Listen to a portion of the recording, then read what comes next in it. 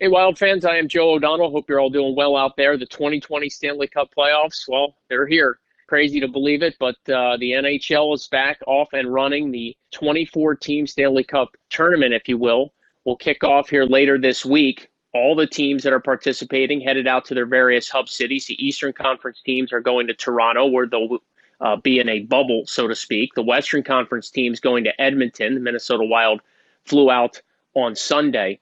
And the exhibition games, each team will get one exhibition game, doesn't count for seedings, seating placement or standings or things of that nature, but one exhibition game for each team. And Minnesota will play theirs against the Colorado Avalanche tomorrow.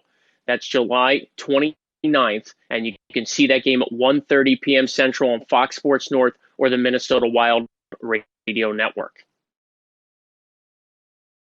Teams are going to be seeded based on their regular season points percentage. The top four teams in each conference are going to play each other to finalize the seeding. So one game against the three other teams in each conference if you are one of the top four teams. The other teams are going to participate in a best of five qualifying round.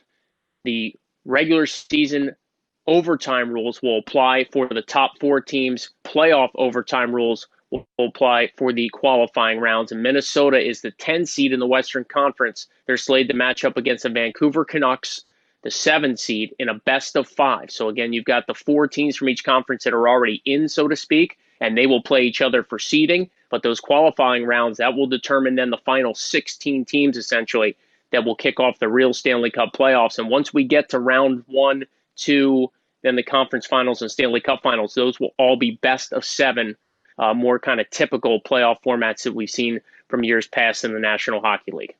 The first Minnesota Wild game is Sunday, August 2nd at 9:30 p.m. Central Time, and you can see the game on NBC Sports Network. Here now a look at the full Minnesota Wild schedule against the Vancouver Canucks in the qualifying round. And now here's a summary of the key dates, sort of the return to play protocol for the National Hockey League. And the NHL even sort of in their crystal ball predicting out when next season could start as well.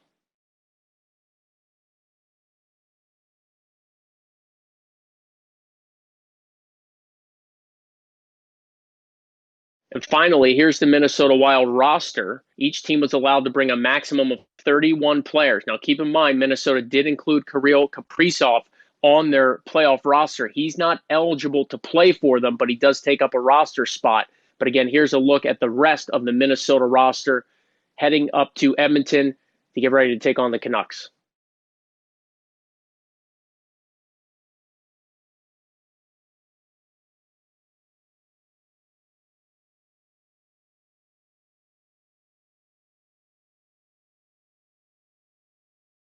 There are 9 players on this roster who played for Iowa this season and 16 Iowa Wild alumni overall on the Minnesota playoff roster. Should be noted that Sam Anis, J.T. Brown, and Kalen Addison was part of the Jason Zucker trade acquired from Pittsburgh just before the NHL trade deadline. So Anis, Brown, and Addison were all sent home after training camp 2.0, if you will, wrapped up from Minnesota. Those players did not travel to Edmonton to the hub city.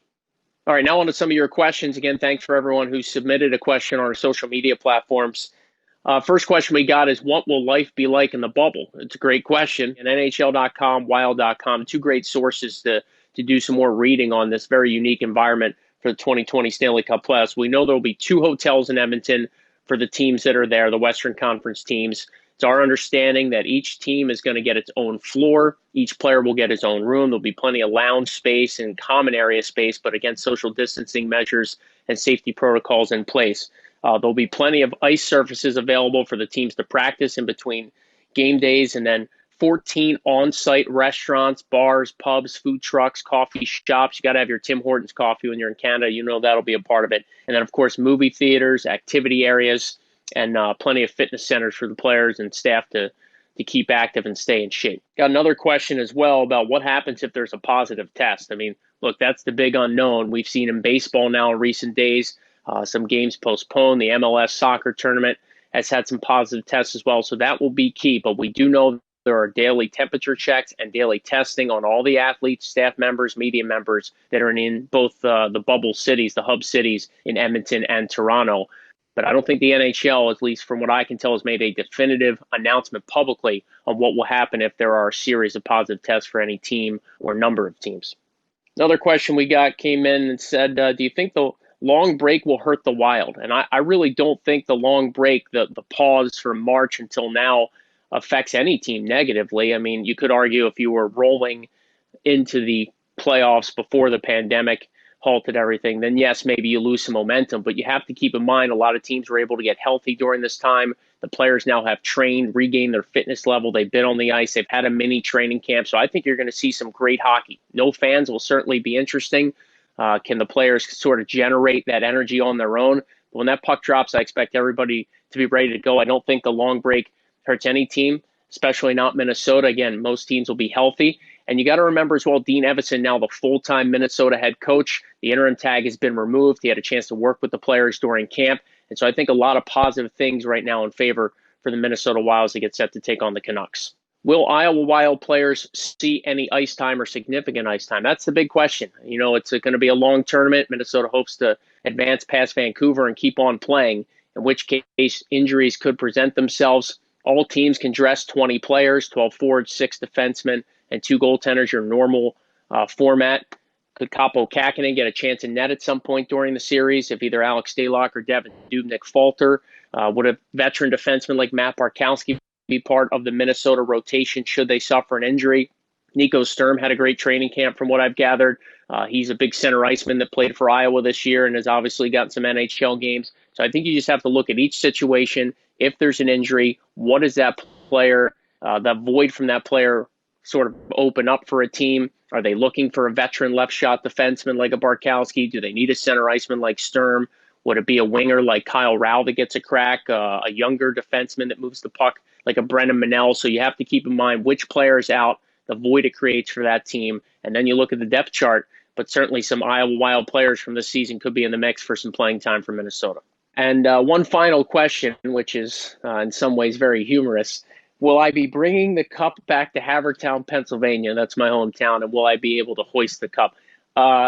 In a perfect world, those things would be very true. But if it's the Calder Cup, yes, that would be very different. But the Stanley Cup, unfortunately, I don't think I'll have an opportunity to spend time with it should Minnesota win it in 2020. However, if I get to the NHL at some point and the team I work for wins the Stanley Cup, you better believe I'll be bringing that thing back to my hometown.